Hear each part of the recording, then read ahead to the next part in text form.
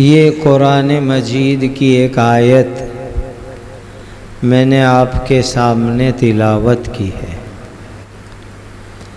یہ آیت بڑی زبردست دعا ہے اور ہم لوگوں کے لیے ایک بہت بڑا سبق ہے۔ انسان کا مزاج اللہ تعالیٰ نے کچھ ایسا بنایا ہے کہ وہ کسی نہ کسی کے ساتھ رہنے کو چاہتا ہے۔ یہ انسان کا نیچر ہے، فطرت ہے، طبیعت اور مزاج ہے۔ یہ اللہ تعالیٰ نے قرآن کی کئی آیتوں میں بیان فرمایا۔ آج جمعہ کا مبارک دن تھا۔ امید ہے کہ آپ سب نے سورۃ الکہف پڑھی ہوگی۔ نہ پڑھی ہو تو آئندہ جمعہ سے پڑھنے کا معمول بنا لیجئے۔ کہو انشاءاللہ۔ سورۃ الکہف میں ایک آیت ہے جس میں خطاب حضرت نبی کریم صلی اللہ علیہ وسلم کو ہے، لیکن پوری امت مخاطب ہے۔ باری تعالیٰ فرماتے ہیں وَاصْبِرْ نَفْسَكَ مَعَ الَّذِينَ يَدْعُونَ رَبَّهُمْ بِالْغَدَاةِ وَالْعَشِيِّ يُرِيدُونَ وَجْهَهُ وَلَا تَعْدُ عَيْنَاكَ عَنْهُمْ۔ اللہ فرماتے ہیں جو لوگ صبح شام اللہ تعالیٰ کو یاد کرتے ہیں، اللہ کا ذکر کرتے ہیں، اللہ کی رضا اور اللہ کی خوشنودی والی زندگی جو لوگ چاہتے ہیں، ایسے لوگوں کے ساتھ تمہارا رہنا سہنا اٹھنا بیٹھنا ہونا چاہیے۔ تعلق اور کانٹیکٹ ایک تو آمنے سامنے ہوتا ہے۔ اس وقت آپ حضرات کے ساتھ دینی مجلس میں بیٹھنے کا مجھے موقع اللہ نے عطا فرمایا۔ ایک اس کی دوسری ترتیب ہے جو اس زمانے کے اندر چل پڑی ہے، وہ ہیں انٹرنیٹ پر، واٹس ایپ پر کیسے لوگوں کے گروپ میں رہنا چاہیے، کیسے لوگوں کے ساتھ واٹس ایپ اور انٹرنیٹ کے اوپر کنیکٹڈ رہنا چاہیے، جڑ کر کے رہنا چاہیے، اس کی تعلیم بھی اس آیت کریمہ میں موجود ہے۔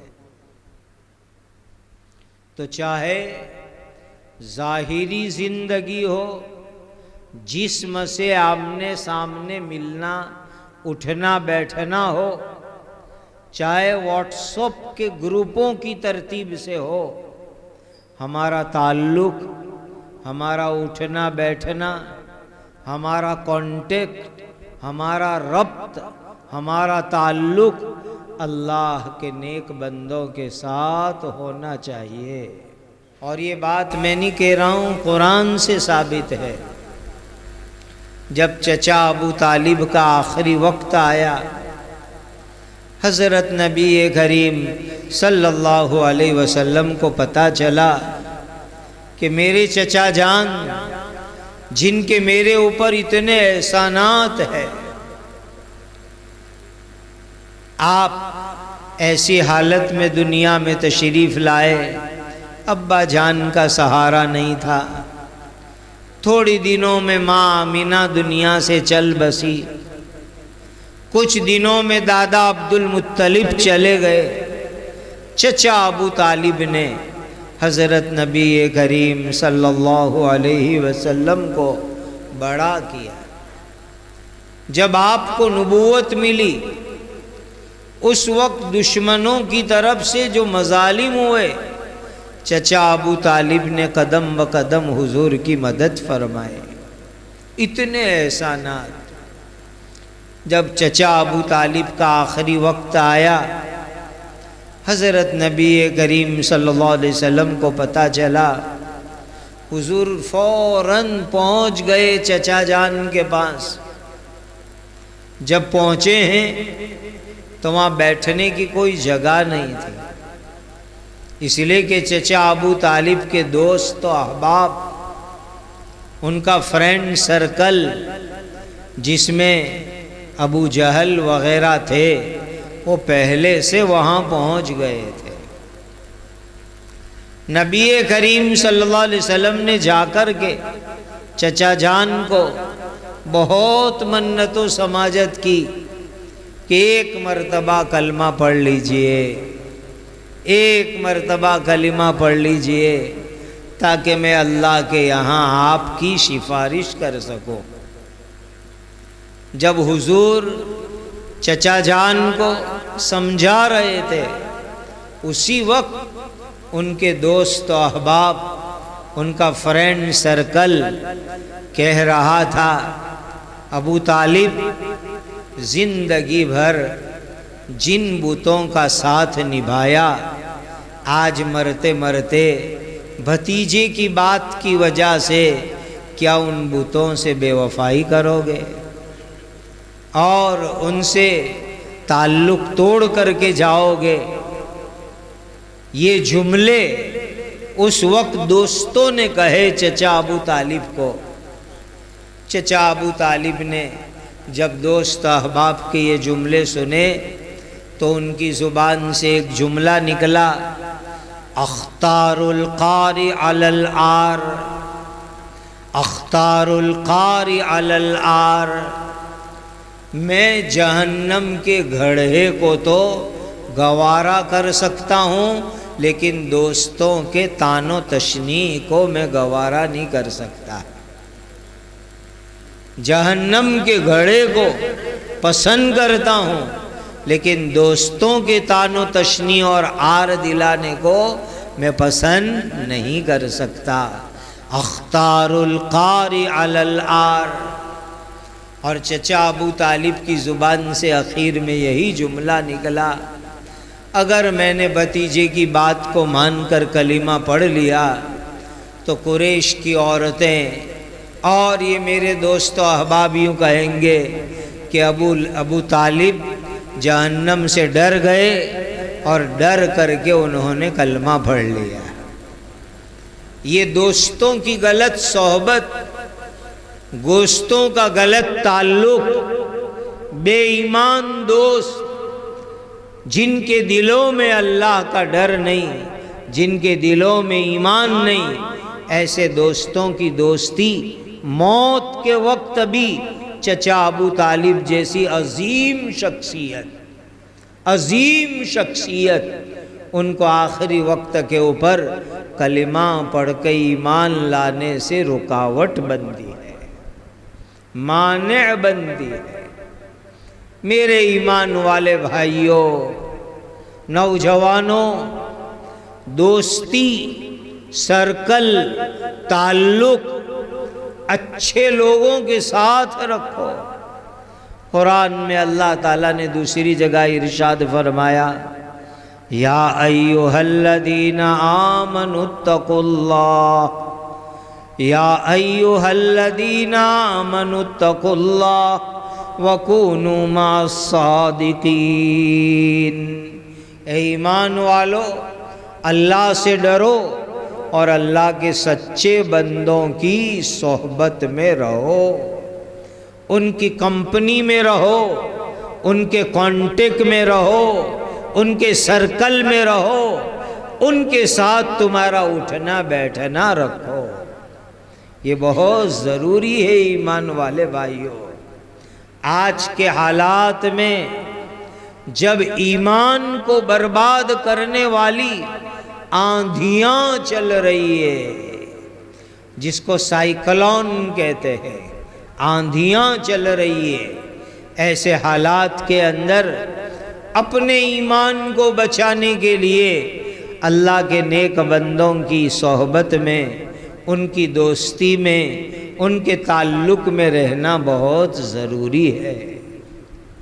اللہ کے نیک بندوں کے ساتھ رہو گے۔ نوجوانوں، اپنی دوستی کے لیے نمازی دوستوں کو تلاش کرو کہ جو نمازی ہوئے۔ اپنی دوستی کے لیے دیندار دوستوں کو تلاش کرو جن کے اندر دینداری ہوئے، جو حضرت نبی کریم صلی اللہ علیہ وسلم جیسی زندگی گزارتے ہو، ایسے دوستوں کی دوستیاں قائم کرو۔ یہ اچھی دوستی آپ کے لیے دنیا میں بھی رحمت ہے اور انشاءاللہ آخرت کے اندر بھی جنت میں لے جانے کا ذریعہ ہے۔ قرآن مجید میں اللہ تعالیٰ نے اسی سورۃ الکہف میں ایک کتے کا تذکرہ فرمایا۔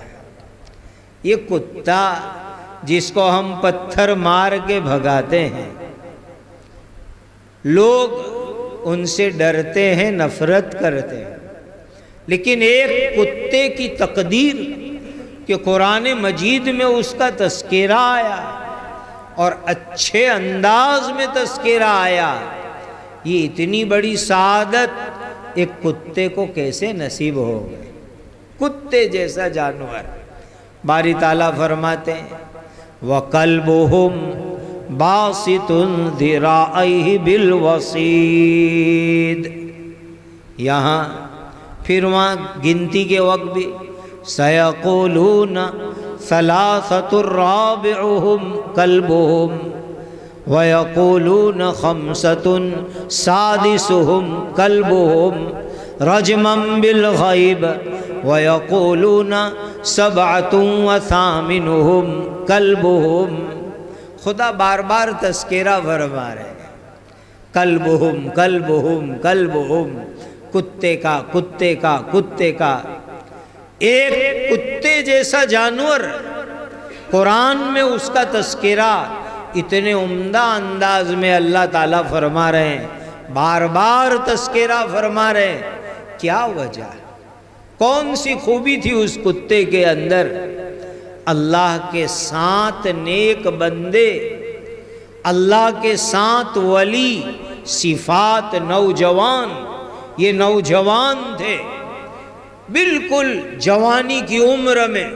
خود قرآن میں اللہ نے فرمایا انہم فتیۃ آمنوا بربہم وزدناہم ہدی۔ یہ چند نوجوان تھے، 7 نوجوان، اور ان 7 نوجوان جو 100% ایمان والے، ایمان میں مضبوط، دیندار، ایسے نوجوانوں کے ساتھ ایک کتے جیسا جانور رہا، تو اللہ تعالیٰ نے اس کتے کا قرآن میں بڑے اچھے انداز میں تذکرہ فرما دیا۔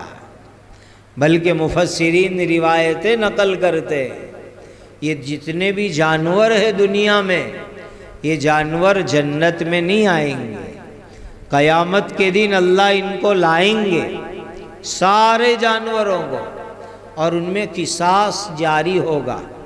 یعنی دنیا میں بڑے جانور نے چھوٹے جانور پر ظلم کیا ہے، طاقت والے جانور نے کمزور پر ظلم کیا ہے، سینگ والے جانور نے بے سینگ جانور پر ظلم کیا ہے، تو قیامت کے دن ان کا حساب، بدلہ چکوایا جائے گا، ادا کروایا جائے گا۔ اللہ کے یہاں جانوروں میں بھی مظالم کا بدلہ دلوایا جائے گا۔ تو اگر ایک انسان دوسرے انسان پر ظلم کرے تو قیامت کے دن کا معاملہ کتنا سنگین ہوگا۔ اسی لیے کسی پر ظلم مت کرو، حق تلفی مت کرو، کسی کو پریشان مت کرو، کسی پر زیادتی مت کرو۔ الظلم ظلمات یوم القیامہ، یہ ظلم قیامت کے دن اندھیریوں کی شکل میں سامنے آئے گا۔ بڑی خطرناک چیز ہے۔ دنیا کے اندر کسی پر ظلم ہو گیا، آج معافی مانگ لو، بدلہ چکا دو، قیامت کے دن کے لیے باقی مت رکھو۔ اس دن بدلہ چکانا بڑا خطرناک ہوگا، بڑا مشکل معاملہ ہوگا۔ تو جانوروں کو جمع کیا جائے گا، ان میں حساب ہو جائے گا، بدلہ چکا دیا جائے گا۔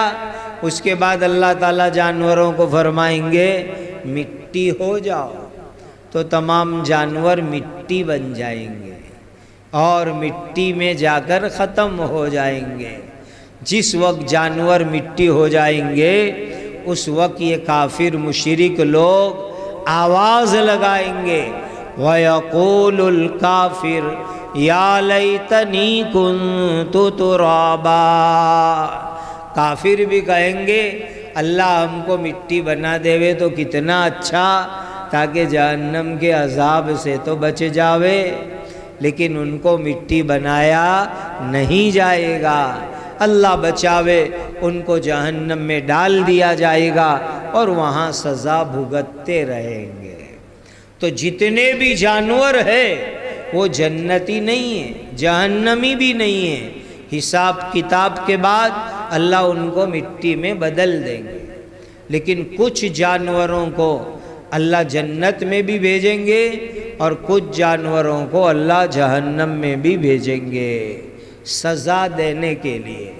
کافروں کو، نافرمانوں کو سزا دینے کے لیے جہنم میں بھی بعض جانور ہوں گے اور جنت میں کچھ جانور آئیں گے۔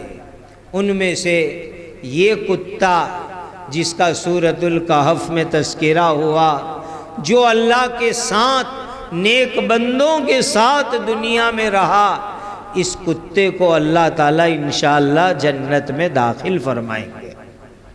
جنت میں آئے گا یہ کتا، انسانی شکل میں آئے گا اور انسانوں کی طرح موج مزے سے جنت میں رہے گا۔ آپ اندازہ لگاؤ، دنیا میں ایک کتے جیسا جانور اللہ کے ساتھ بندوں کے ساتھ رہے، ان کی خدمت میں رہے، تو اللہ تعالیٰ کتے کو جنت عطا فرما دیتے ہیں۔ تو ہم انسان اگر اللہ کے نیک بندوں کے ساتھ رہیں گے تو اللہ ہمیں کتنی بڑی جنت عطا کریں گے۔ اسی لیے ایمان والے بھائیوں، آج کے حالات میں بہت ضروری، بہت ضروری، بہت ضروری کسی اللہ کے نیک بندے، عالم، دیندار، متقی کے ہاتھ پر بیعت ہو جاؤ، ان کی مجلسوں میں جایا آیا کرو، ان کا جو دینی گروپ ہوتا ہے اس میں شامل رہو، ان کی ذکر کی مجلس میں جاؤ، ان کے پاس جا کر اپنی نماز اور قرآن صحیح کراؤ۔ یہ چیز انشاءاللہ جنت میں لے جانے کا ذریعہ بنے گی۔ نیت کرتے ہو کہ انشاءاللہ بہت جلدی کسی اللہ کے نیک بندے سے بیعت ہو جائیں گے اور ان کے پاس رہ کر اپنے قرآن کی نماز کی اصلاح کریں گے۔ ہمارے ایک بزرگ فرمایا کرتے ہیں کہ بہت سی جگہوں پر لوگوں کا ایک مزاج ہے، فیملی ڈاکٹر، کہ بھئی کچھ بھی ہوتا ہے تو کہا فلاں ڈاکٹر ہمارے خاندان کے خاص ہے، ہمارے گھرانے میں کوئی تکلیف ہوتی ہے فلاں حکیم صاحب، فلاں ڈاکٹر صاحب کے پاس ہم جاتے ہیں۔ کوئی بھی میڈیکل پرابلم کھڑا ہوگا، کوئی بھی بیماری آئے گی، پہلے ہمارے خاندانی ڈاکٹر سے ہم مشورہ کریں گے۔ وہ اگر ہمیں کہیں گے تو پھر ہم بجنور شہر جائیں گے، وہ ہمیں کہیں گے تو میرٹھ جائیں گے، وہ کہیں گے تو ہم دلی جائیں گے، لیکن ان کا مشورہ فائنل ہوگا، آخری فیصلہ ہوگا جب ہم اپنی ظاہری باڈی جسمانی بیماریوں کے لیے ایک فیملی ڈاکٹر اور فیملی حکیم تجویز کرتے ہیں، مقرر کرتے ہیں، تو ہمارے اندر جو روحانی بیماریاں ہیں، اندر کی گندگیاں ہیں، اس کے لیے بھی کوئی فیملی روحانی معالج اللہ کا ولی اس کے ساتھ کانٹیکٹ رکھو کہ بھئی ہمارا کوئی بھی کام ہوگا ہم ان سے رجوع کریں گے، حضرت کی رائے لیں گے، حضرت سے مشورہ لیں گے، حضرت جو فرمائیں گے ایسا کام ہم کریں گے۔ جب ظاہری بیماریوں کے لیے ضروری تو روحانی اور باطنی بیماریوں کے لیے بھی کوئی اپنا فیملی معالج، روحانی اللہ کا ولی، نیک بندہ ہونا بہت ضروری، بہت ضروری۔ گویا باری تعالیٰ نے قرآن میں حکم دیا، وَاصْبِرْ نَفْسَكَ مَعَ الَّذِينَ يَدْعُونَ رَبَّهُمْ بِالْغَدَاةِ وَالْعَشِيِّ يُرِيدُونَ وَجْهَهُ وَلَا تَعْدُ عَيْنَاكَ عَنْهُمْ۔ مثبت منفی دونوں طریقے سے اللہ نے حکم دیا، اسی لیے ایمان والو اللہ کے نیک بندوں کے ساتھ رہو، اولیاء اللہ کے ساتھ رہو، علماء صلحاء کے ساتھ رہو، یہ اس زمانے کی بہت بڑی ضرورت ہے۔ میں ایک مثال آپ کو ذکر کروں، قرآن میں جادوگروں کا اللہ نے واقعہ بیان فرمایا، ہزاروں کی تعداد میں جادوگر، اور وہ بھی سب سرکاری لوگ تھے۔ کسی آدمی کو معمولی سا سرکاری عہدہ ملتا ہے تو اس کا بولنا چلنا سب بدل جاتا ہے، گاڑی کے اوپر پلیٹ بھی شاندار لگ جاتی ہے کہ میرا فلاں سرکاری عہدہ ہے، اگرچہ اس عہدے کی کوئی حیثیت نہ ہو تو بھی۔ تو ایک دنیا کا مزاج ہے، دنیا کا معاملہ ہے۔ وہ جادوگر ہزاروں کی تعداد میں جو بے ایمان تھے، اندر کفر شرک بھرا ہوا تھا، اور ایک بڑی سرکار نے، بڑی حکومت نے ان کو بلایا، اور وہ سرکار اور حکومت تھی مصر کے بادشاہ فرعون۔ اس نے ان جادوگروں کو بلایا اللہ کے دو نبی کا مقابلہ کرنے کے لیے، ایک حضرت ہارون اور دوسرے حضرت موسیٰ علی نبینا علیہم الصلاۃ والسلام۔ دو نبیوں کا مقابلہ کرنے کے لیے جادوگروں کو بلایا گیا۔ یہ جادوگر آئے تو انہوں نے دنیاوی جو ترتیب ہے پہلے سوال کیا، ان لنا لاجرا، کیا ہم کو کچھ انعام ملے گا؟ ہم جیت جاوے، ہم کامیاب ہو جاوے تو کچھ بدلہ ملے گا؟ فرعون نے کہا ضرور ضرور، تمہیں انعام بھی ملے گا اور تم میرے بہت قریبی اور خاص لوگوں میں سے ہو جاؤ گے۔ پھر یہ جادوگر مقابلے کے لیے آئے، ایک بڑے میدان میں مقابلہ رکھا گیا، ہزاروں جادوگر رسیاں اور لاٹھیاں لے کر کے آئے۔ ایک تفسیر میں لکھا ہے کہ 300 اونٹ پر رسیاں بھر کر کے لائے، اور اس کے اوپر انہوں نے جادو کے کچھ منتر تنتر پڑھے، کچھ کلمات پڑھے جادو کے، اور پڑھ کر کے اس کو پھونک دیا، دم کر دیا، تو وہ جو لکڑیاں تھیں، رسیاں تھیں، وہ سانپ بن گئی، لکڑی اور رسیاں سانپ بن گئی۔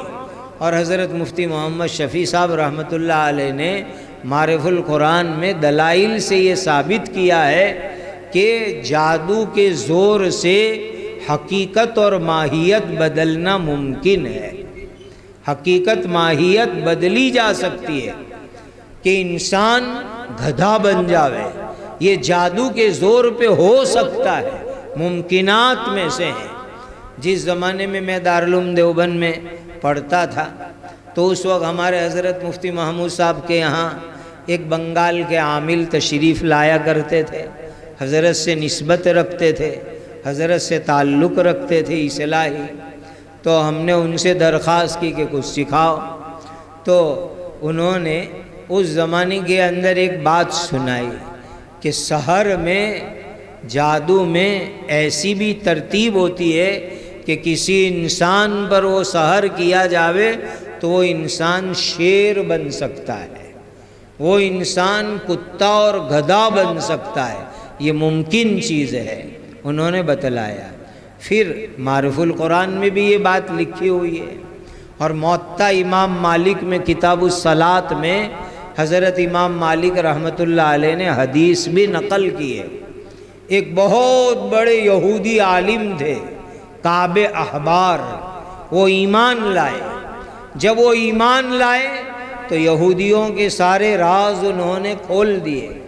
تو کعب احبار کہتے ہیں کہ یہودیوں نے میرے اوپر ایسا جادو کیا، ایسا سحر کیا کہ اس سحر اور جادو کی طاقت سے وہ مجھے گدھا بنا دیتے۔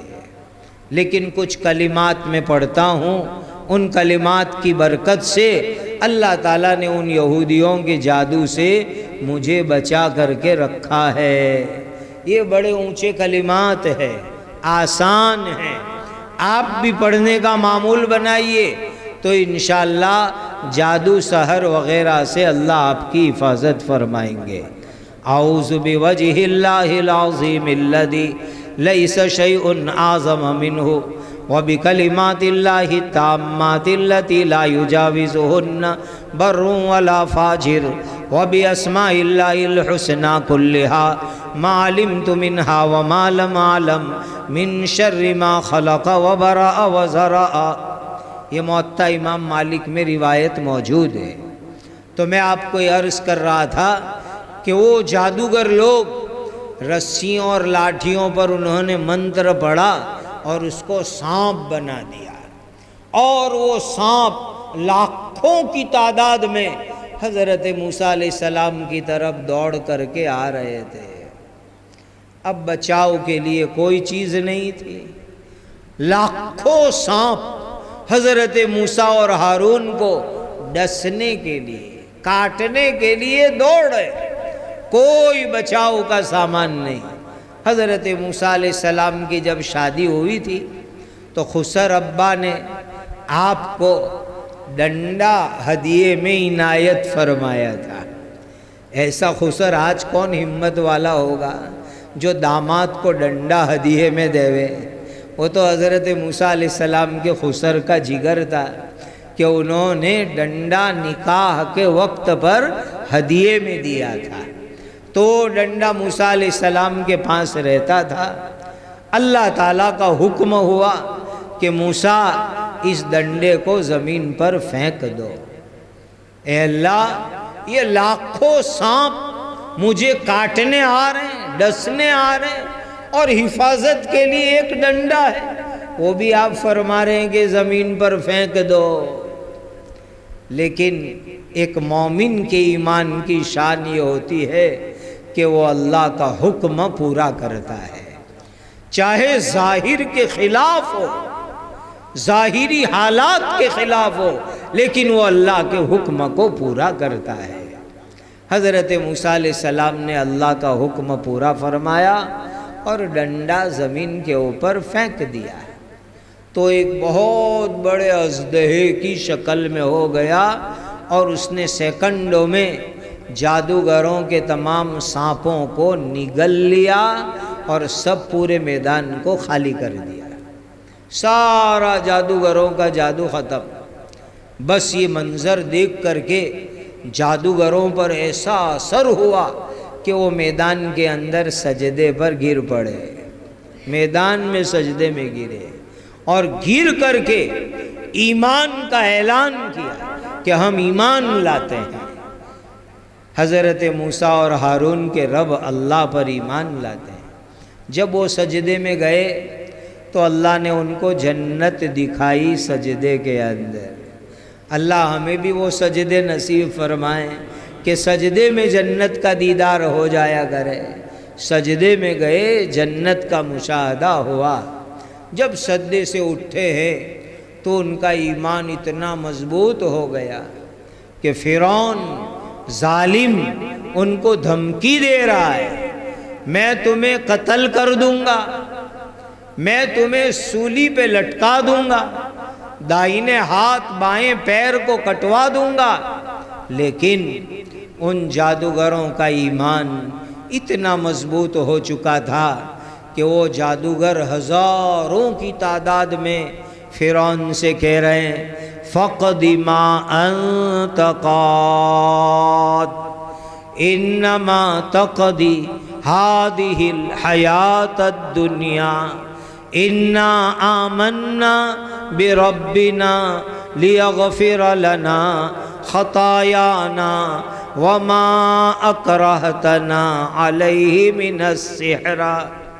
فرعون تجھے جو کرنا ہو وہ کر لے، قتل کرنا ہو کر دے، تو کیا کرے گا؟ ایک دنیا کی زندگی کو ختم کرے گا۔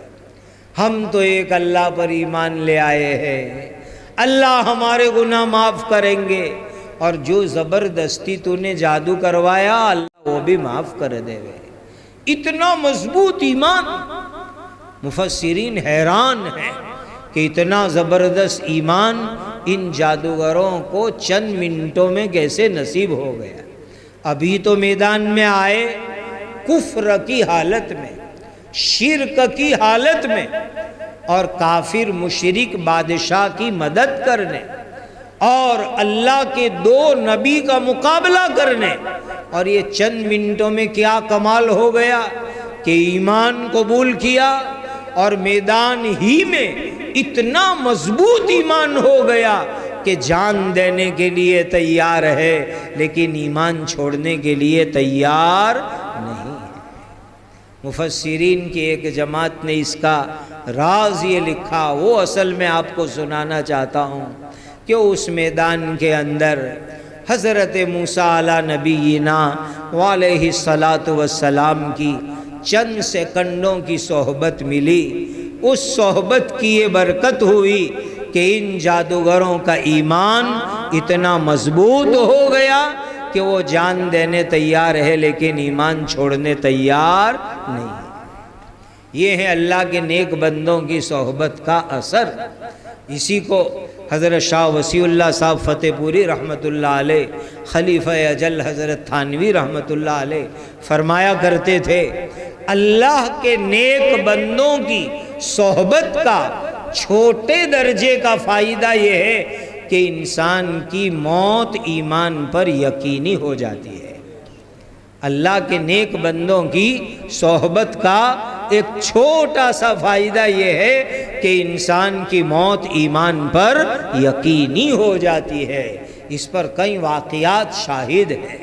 اسی لیے میرے بزرگوں، آج کے فتنے کے زمانے کے اندر اللہ کے نیک بندوں کی صحبت میں رہنا، ان سے جڑے ہوئے رہنا، ان کے تعلق میں رہنا، یہ بہت ضروری ہے، بہت ضروری ہے، بہت ضروری ہے۔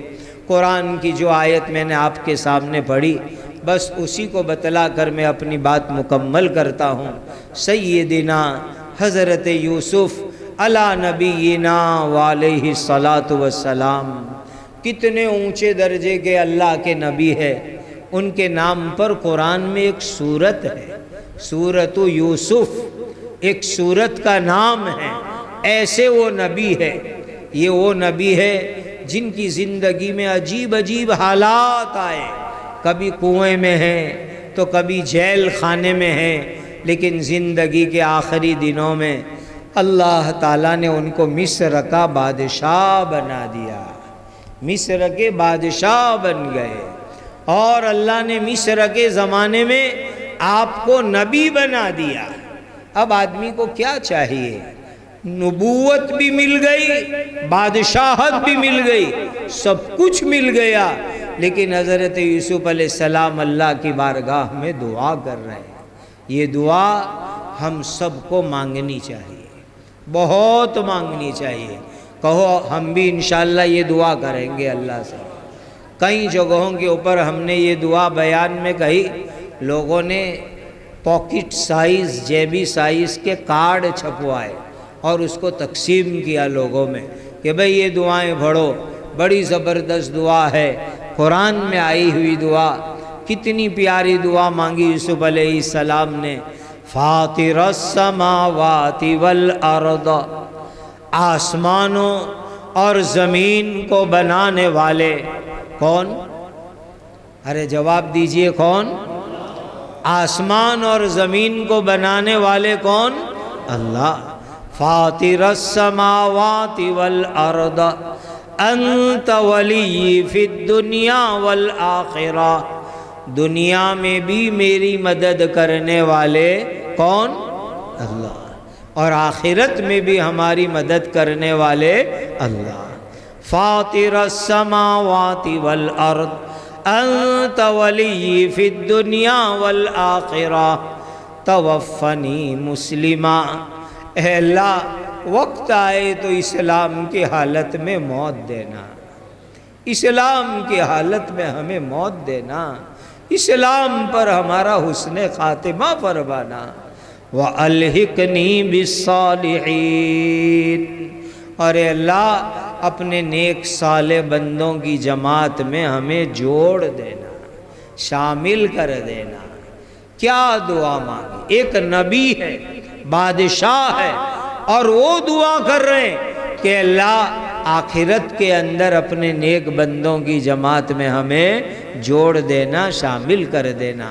میرے ایمان والے بھائیوں، دنیا میں نیک لوگوں کے ساتھ رہو گے، آخرت میں نیک بندوں کے ساتھ اللہ ہمارا حشر فرمائیں گے، ہمارا حساب فرمائیں گے۔ اس زمانے کے حالات میں بہت ضروری ہے کسی نہ کسی اللہ کے نیک بندوں کی صحبت میں رہو۔ ابھی کتنی پیاری نظم آپ نے سنی، اس کا ایک شعریہ اوپر بھی لکھا ہوا ہے، دیکھیے۔ کسی اہل دل کی صحبت جو ملی کسی کو اختر،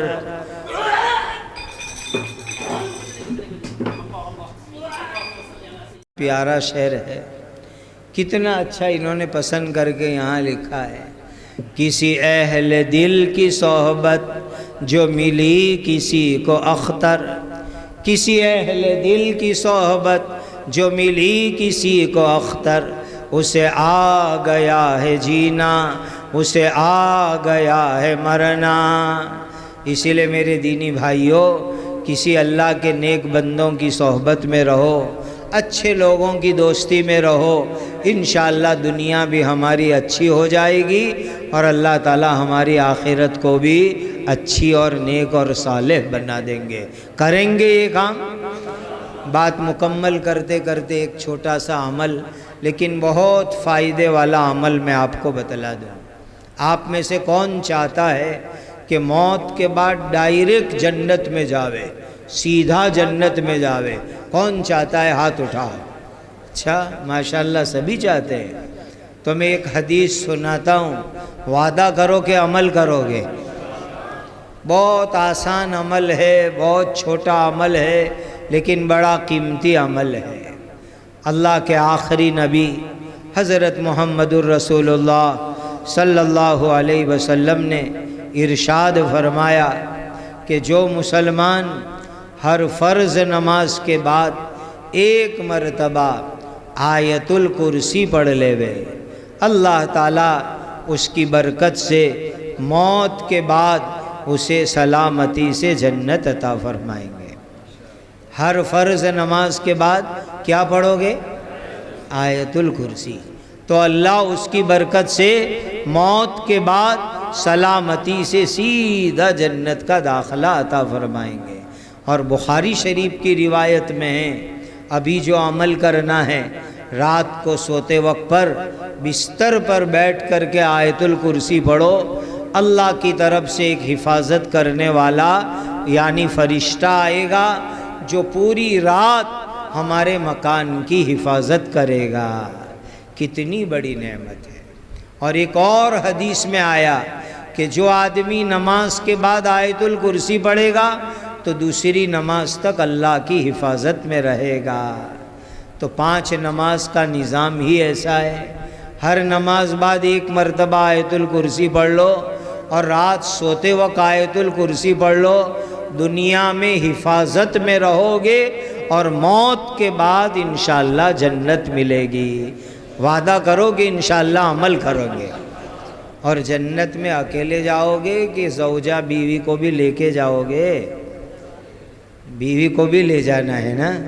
تو ابھی گھر جا کر کے اہلیہ کو بھی یہ حدیث سنا دینا کہو انشاءاللہ سنائیں گے گھر جا کر کے کہ بھئی ایک حدیث سن کر کے آیا ہوں، تجھے بھی پڑھنا ہے، میں بھی پڑھوں گا، ہر نماز کے بعد آیت الکرسی اور رات کو سوتے وقت پر آیت الکرسی۔ اللہ تعالیٰ آج کی اس مجلس کو بے انتہا قبول فرماوے، اپنی رضا اپنی خوشنودی کا ذریعہ بناوے۔ حضرت والا سے اپنی نماز بھی صحیح کر لو، اذان اقامت بھی صحیح کر لو، یہ بہت ضروری ہے، بہت ضروری ہے۔ حضرت مثالیں دے رہے تھے، میں تو آج کل موبائل کی مثال دیتا ہوں کہ اچھے سے اچھا ہمیں موبائل چاہیے تو نماز بھی اچھی سے اچھی ہونی چاہیے، اذان اقامت بھی ہماری اچھی سے اچھی ہونی چاہیے۔ اللہ تعالیٰ اس کی طرف امت کو توجہ دینے کی توفیق عطا فرمائے۔ وآخر دعوانا ان الحمد للہ رب العالمین۔